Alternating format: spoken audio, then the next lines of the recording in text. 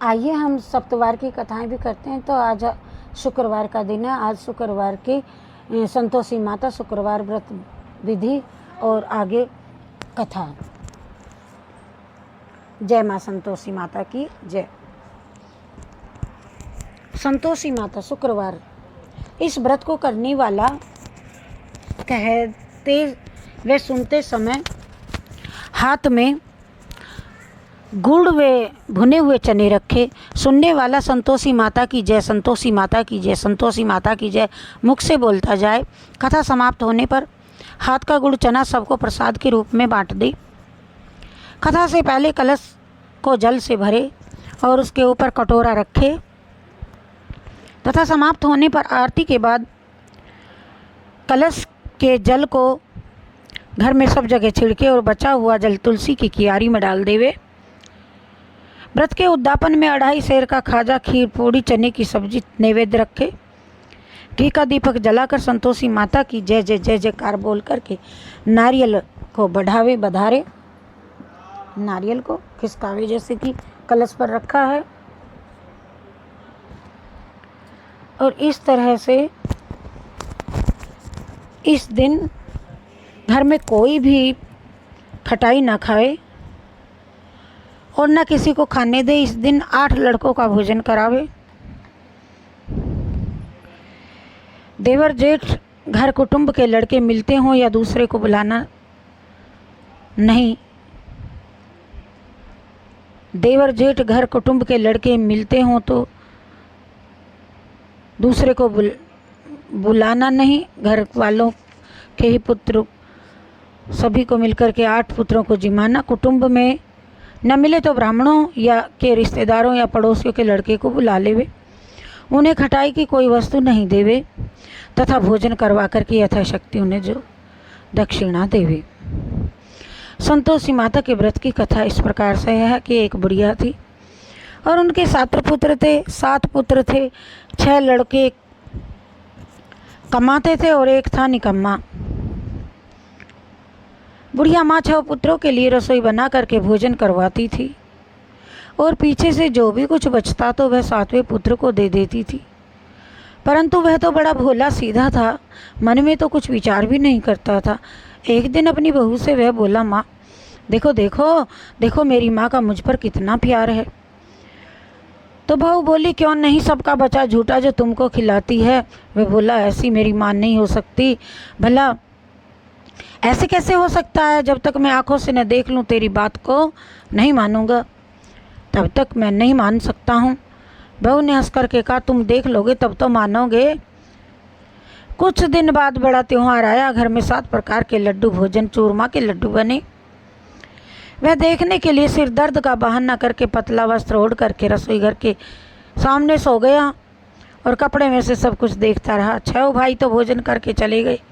उठ गए तब माता ने उन्हीं की झूठी थालियों में से लड्डू के टुकड़ों को उठाया और उन सब का एक लड्डू बनाया। झूठन साफ कर बुढ़िया माँ ने तो अपने पुत्र को उठाया, बेटा उठ, 6 भाई भोजन कर गए, तू बाकी रह गया है, अब उठ जाओ, तब कब खाएगा?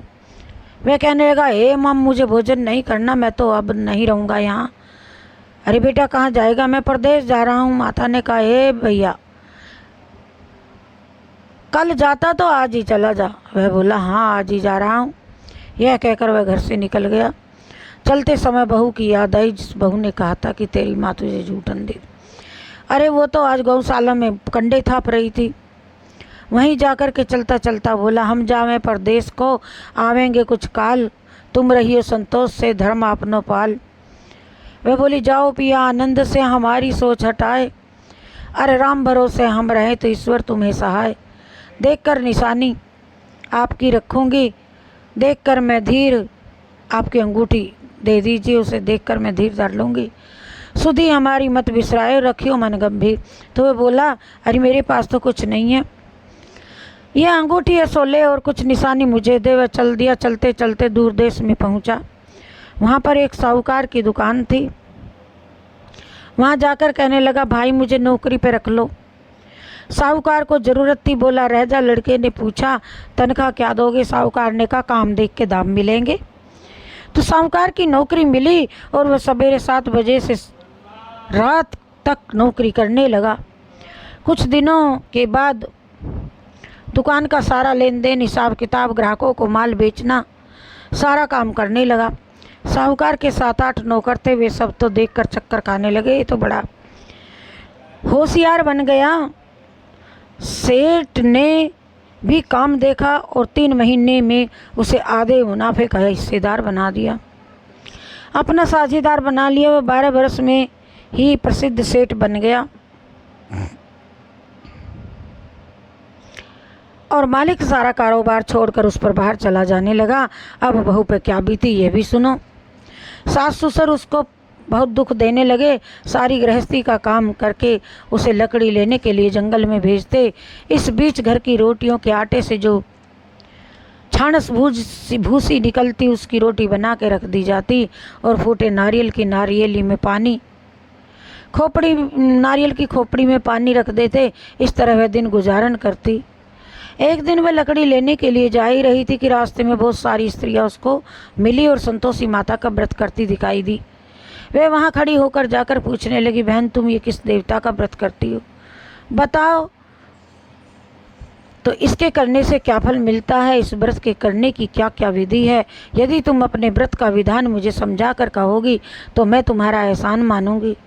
तब उनमें से एक स्त्री बोली, सुनो ये संतोषी माता का व्रत है, इसके करने से निर्धनता दरिद्रता का नाश होता है और लक्ष्मी आती है, मन की चिंताएं दूर होती हैं, घर में सुख होने से मन को प्रसन्नता और शांति मिलती है, निपुत्री को पुत्र मिलता है, प्रीतम बाहर गया हो तो जल्दी से आ जाता है, कुंवारी कन्या को मनपसंद वर मिलता है, राजद्वार में बहुत दिनों से मुकदमा चलता हो तो वह भी खत्म हो जाता है, सब तरह सुख शांति हो, घर में धन जमा हो, पैसे जायदाद का लाभ हो, रोग दूर हो जाए तथा जो कुछ मन में कामना हो वह सब संतोषी माता की कृपा से पूरी हो जाया करती हैं। इसमें कोई संदेह नहीं। वह पूछने लगी, ये व्रत किया कैसे जाता है, ये भी बताओ तो बड़ी कृपा होगी। स्त्री कहने लगी, 1.25 रुपये का गुड़ चना लेना, इच्छा हो तो 5.25 रुपये का लेना, 11.25 रुपये का, सहूलियत के अनुसार बिना परेशानी श्रद्धा और प्रेम से जितना बन सके सवाया लेना, 1.25 रुपये से 5.25 रुपये तक, इससे ज़्यादा शक्ति भक्ति के अनुसार लेना। हर शुक्रवार को निराहार रहकर कहानी सुनना, इसके बीच क्रम न टूटे, लगातार नियम पालन करना, सुनने वाला कोई नहीं मिले तो घी का दीपक जलाकर उसके सामने जल के पात्र को रखकर कहानी कहना, परंतु नियम न टूटे जब तक कार्य सिद्ध न हो। नियम पालन करना और कार्य सिद्ध हो जाने पर ही व्रत का उद्यापन करना। 3 मास में माता पूरा फल प्रदान करती हैं। यदि किसी के खराब ग्रह हों तो माता 1 वर्ष में अवश्य कार्य की सिद्धि करती हैं।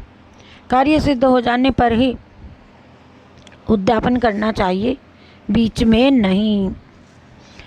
उद्यापन में 2.5 सेर का आटे का खाजा तथा परिणाम में खीर और चने की सब्जी लेना, 8 लड़कों को भोजन करवाना, जहाँ तक मिले देवर जेठ भाई बंधु कुटुंब के लड़के लेना, ये ना मिले तो रिश्तेदार और पड़ोसियों के लड़के बुलाकर उन्हें भोजन करवाना, यथाशक्ति दक्षिणा देकर माता का नियम पूरा करना और उस दिन घर में कोई कटाई ना खावे।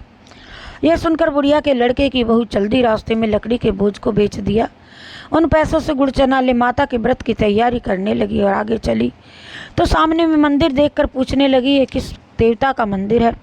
सब कहने लगे, माता संतोषी का मंदिर है, उसकी पूर्ण श्रद्धा थी। वह सुनकर माता के मंदिर में जाकर माता के चरणों में लौटने लगी, दीनों विनती करने लगी, माँ मैं निपट मूर्ख हूँ, व्रत के नियम कुछ नहीं जानती, मैं बहुत दुखी हूँ, हे माता जगजननी मेरा दुख दूर कर, मैं तेरी शरण में आई हूँ।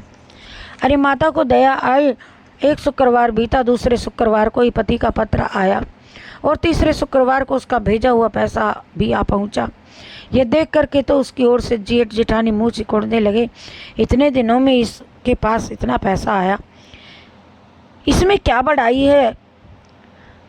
जटूते ताने देने लगे जेठ के बेटा, काकी के पास तो अब पत्र भी आने लगे, रुपया आने लगा, अब तो काकी की खातिरी बढ़ेगी, अब तो चाची बुलाने से भी नहीं बोलेगी। बेचारी सरलता से कहती है, भैया पत्र आए, रुपया आए, हम सब के लिए ही तो अच्छा। ऐसा कहकर आंखों में आंसू भरकर संतोषी माता के मंदिर में आकर के मातेश्वरी के चरणों में गिर कर के रोने लगी है। ए माँ, मैंने तुमसे पैसा कब मांगा? मैंने तुमसे पैसा नहीं मांगा। मुझे पैसे से क्या काम, मुझे तो मेरे सुहाग से काम है। मैं तो अपने स्वामी के दर्शन और सेवा मांगती हूँ। तब माता ने प्रसन्न होकर के कहा, जा बेटी, तेरा स्वामी आवेगा। ये सुनकर खुशी से बावली हो घर में जाकर काम करने लगी। तब संतोषी माँ विचार करने लगी कि इस भोली पुत्री को मैंने कह तो दिया कि तेरा पति आवेगा, लेकिन आएगा कहाँ से? वह तो इसको कभी स्वप्न में भी याद नहीं करता। उसे तो याद दिलाने के लिए मुझे ही जाना पड़ेगा। और इस तरह माता साहूकार के पास जाकर स्वप्न में प्रकट होकर कहने लगी, ये साहूकार के बेटा, सोता है कि जागता है? वह बोला, ना माता, मैं सोता हूँ ना जागता हूँ, बीच में हूँ, कहो क्या आज्ञा है? माँ कहने लगी, रे बेटा, तेरा घर बार कुछ है या नहीं? वह बोला, माँ मेरे घर बार में सब कुछ है।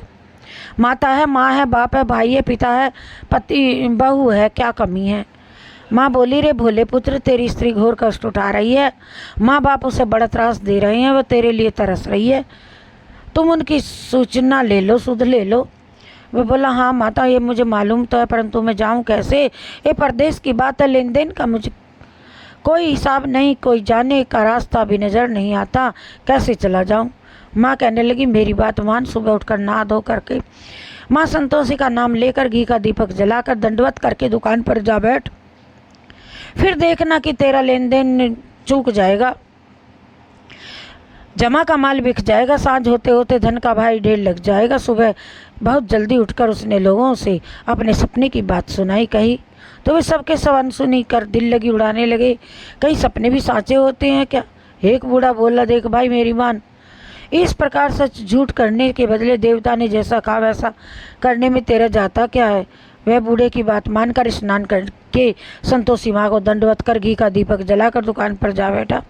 अरे वो थोड़ी देर में क्या देखता है कि देने वाले रुपया लाए, लेने वाले हिसाब लेने लगे। कोठे में भरे सामानों से खरीदार नगद दाम में सौदा करने लगे। शाम तक धन का भारी ढेर लग गया। माता का चमत्कार देखकर प्रसन्न होकर मन में माता का नाम लेकर घर जाने के लिए वस्त्र, कपड़े, गहने खरीदने लगा और वहाँ के काम से निपट कर घर के लिए रवाना हुआ। वहाँ बहू बेचारी जंगल में लकड़ी लेने जाती है। लौटते वक्त माँ के मंदिर में विश्राम करती है और वह रोजाना उसके रुकने का स्थान जो था, दूर से धूल उड़ती हुई देखती है। माता से पूछती है, माता बताइए कैसे धूल उड़ रही है? माँ कहती है, हे पुत्री, तेरा पति आया है, अब तू ऐसा कर, इन लकड़ियों के बोझ 3 बना ले, एक नदी के किनारे रख, दूसरा मेरे मंदिर में, तीसरा अपने सर पर रख लेना। तेरे पति को तेरी लकड़ी का गट्टा देखकर मोह पैदा होगा और वह यहाँ रुकेगा, नाश्ता बना खा पी कर फिर अपनी माँ से मिलने जाएगा। तब तू लकड़ियों का बोझ उठा कर जाना और घर में जाकर के बीच चौक में डाल करके ऐसे आवाज़ लगाना, लो सासू जी लकड़ियों का गट्टा लो, भूसी की रोटी दो, नारियल के खोपड़े में पानी दो, आज कौन मेहमान आया है। माँ की बात सुनकर बहुत अच्छा ये कहकर प्रसन्न होकर लकड़ियों के 3 गट्टे ले आई। एक नदी तट पर एक माता के मंदिर में रखा। इतने में ही वह मुसाफिर आ पहुंचा। सूखी लकड़ी देखकर उसकी इच्छा हुई कि मैं भी यहीं विश्राम करूं और भोजन बना खा पीकर गांव में माँ से मिलने जाऊं। इस प्रकार भोजन बना खा पीकर विश्राम करके गांव को गया। सबसे प्रेम से मिला। उसी समय बहू सिर पर लकड़ी का गट्टा लिए आती है और लकड़ी का बोझ आंगन में डालकर जोर से 3 आवाज़ें देती है, अरे लो सासू जी लकड़ी का गट्टा लो और भूसी की रोटी दो, मुझे नारियल के खोपड़े में पानी दो, आज कौन मेहमान आया है घर पे। ये सुनकर सास बाहर आकर के अपने दिए हुए जितने कष्ट होते हैं उनको भुला देती है। अरे कहती है, बहू तू ऐसा क्यों बोलती है, तेरा मालिक ही तो आया है, आ बैठ, मीठा भात खा, भोजन कर, कपड़े गहने पहन। इतने में आवाज़ सुनकर उसका स्वामी बाहर आता है और उसके हाथ में अपनी अंगूठी देखकर व्याकुल हो जाता है। पूछता है, माँ ये कौन है? माँ कहती है, रे बेटा 12 बरस हो गए तेरी बहू है, आज 12 बरस हो गए जब से तू गया है, सारे गांव में भटकती फिरती है, जानवर की तरह घूमती है और घर का कामकाज कुछ नहीं करती, आती है 4 पैर खा जाती है, चली जाती है। अब तुझे देख के भूसी की रोटी, नारियल के खोपड़े में पानी मांगती है। वह ये अपनी पत्नी की ये बात सुन करके लज्जित हो बोला, ठीक है माँ, मैंने इसे भी देख लिया, तुझे भी देख लिया, अब मुझे दूसरे घर की चाबी दो, मैं उसमें रहूँगा। तब माँ बोली, ठीक है बेटा, अरे जा, जैसी तेरी मर्जी वैसी।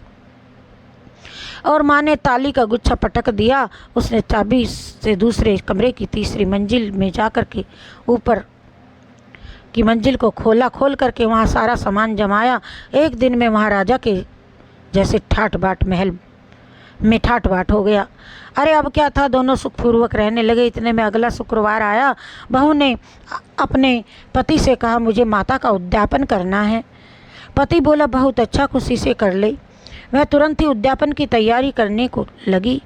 जेठ के लड़कों को भोजन के लिए कहने गई। उसने मंजूर किया, लेकिन जेठानी ने जाने के बाद अपने बच्चों को सिखाती है, देखो रे सब, जब भोजन हो भोजन के समय खटाई मांगना, जिससे कि इसका उद्यापन पूरा ही ना हो सके। लड़के भोजन करने के लिए आए, खीर पेट भर के खाई, परंतु याद आते ही कहने लगे, माँ चाची खटाई तो दो, खीर नहीं भाती। देखकर अरुचि होती है। बहू कहने लगी, खटाई किसी को नहीं दी जाएगी, ये तो संतोषी माता का प्रसाद है। लड़के उठ खड़े हुए, बोले, पैसा दे दो। बोली बहू, कुछ जाने ना। जो उन्हें पैसे दे दिए, लड़के उसी समय उस पैसे से इमली खटाई जाकर खाने लगे। यह देख करके बहू पर संतोषी माता जी ने कोप किया। राजा के दूत उसके धनी को पकड़ ले जाने लगे। जेठ जेठानी मनमाने खोटे वचन कहने लगे, साला लूट लूट करके धन इकट्ठा कर लाया था, अब राजा के दूत पकड़ कर ले गए। अब सब मालूम पड़ जाएगा जब जेल की रोट खाएगा। बहू से वचन सहन नहीं हो, रोती रोती माता जी के मंदिर में गई। माता, तुमने ये क्या किया, मुझे अब हंसा कर क्यों रुलाने लगी। माता बोली, पुत्री, तूने उद्यापन करके मेरा व्रत भंग कर दिया, इतनी जल्दी सारी बातें भुला दी। वह कहने लगी, माता, मैं भूली तो ना कुछ अपराध किया, मुझे तो लड़कों ने भूल में डाल दिया, मैंने भूल से उन्हें पैसे दे दिए, मुझे क्षमा कर दो माँ। माँ बोली, ऐसी कभी भूल नहीं होती है तू। वह बोली, माँ मुझे माफ़ कर दो, मैं फिर आपका उद्यापन करूँगी। माँ बोली, अब भूल मत करना। वह बोली, जा पुत्री, तेरा पति तुझे रास्ते में आता जाता मिलेगा। वह घर से चली और राह में पति आता मिला। उसने पूछा, तुम कहाँ गए थे। वह कहने लगे, इतना धन जो कमाया उसका टैक्स राजा ने मांगा था, मैं उसको भरने गया था। वह प्रसन्न होकर हंसकर बोली, भला हुआ, अब घर को चलो। कुछ दिन बाद फिर शुक्रवार आया और वह बोली कि मुझे माता का उद्यापन करना है। पति ने कहा, करो। वह फिर जेठ के लड़कों को भोजन के लिए कहने गई। जेठानी ने एक दो बात सुनाई। अरे पहले तो देख क्या हुआ। लड़कों को सिखा दिया पहले की तरह खटाई मांगना, जिससे कि इसका उद्यापन पूरा ना हो। लड़के कहने लगे, हमें खीर खाना नहीं आता, जी बिगड़ता है, कुछ खटाई खाने को दो। वे बोली, खटाई खाने को नहीं दी जाएगी, आना हो तो आओ। ब्राह्मणों के लड़कों को लाकर भोजन करा दिया। जो बना शक्ति यथाशक्ति दक्षिणा की जगह एक एक फल दे दिया। उससे संतोषी माता प्रसन्न हुई। माता की कृपा होते ही 9वें महीने में उसका चंद्रमा के समान एक सुंदर पुत्र प्राप्त हुआ। पुत्र को लेकर प्रतिदिन माता जी के मंदिर में जाने लगी। माता ने सोचा, ये रोज़ तेरे घर आती है, आज क्यों नहीं मैं ही इसके घर चली जाऊं, इसका आसरा देखूं तो सही। ये विचार कर माता ने भयानक रूप बनाया। गुड़ और चने से सना हुआ मुक्ता, जैसे गुड़ चना का भोग लगाती थी, सना हुआ था, ऊपर सूंड के समान होठ, उस पर मक्खियाँ भिन भिना रही थी। दहलीज में पांव रखते ही उसकी सास चिल्लाई, देखो री देखो, चुड़ैल डाइन डंकनी चली आ रही है, लड़कों इसे भगाओ न तो किसी को खा जाएगी। लड़के डरने लगे, चिल्लाकर खिड़की बंद करने लगे। छोटी बहू रोशनदान में से देख रही थी। प्रसन्नता से पगली होकर चिल्लाने लगी कि आज मेरी माता जी मेरे घर आई हैं। यह सोच करके कहकर बच्चे को दूध पिलाने से हटाती है। इतने में सास का क्रोध फट गया। बोली, गाली देकर बोली, कहने लगी, इसे देखकर कैसी उतावली हुई, देख तू। बच्चे को ही पटक दिया। इतने में माँ के प्रताप से जहाँ देखे लड़के लड़के नजर आने लगे। वह बोली, माँ जी, मैं जिसका व्रत करती हूँ वही संतोषी माता है। इतना कहकर जल्दी से सारे घर के दरवाजे खोल देती हैं।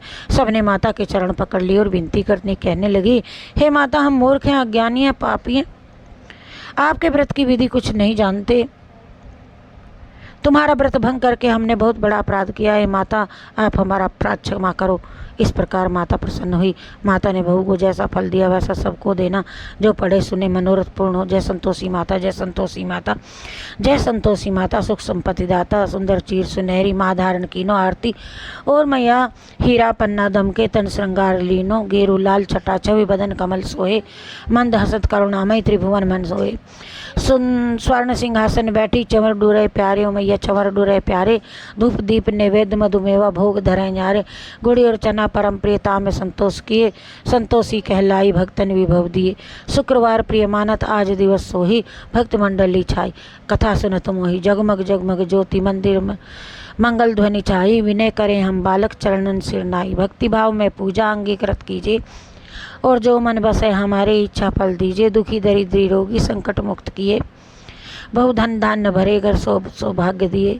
ध्यान धरे जो न तेरा, मन वांछित फल पाओ। पूजा कथा श्रवण कर घर आनंद आओ। शरण गए की लज्जा राखियो जगदम्बे, संकट तू ही निवारे दयामयी अम्बे। संतोषी माँ की आरती जो कोई गावे, रिद्धि सिद्धि सुख संपत्ति जी भर के पा। बोलो जय संतोषी माता की जय, जय संतोषी माता की जय।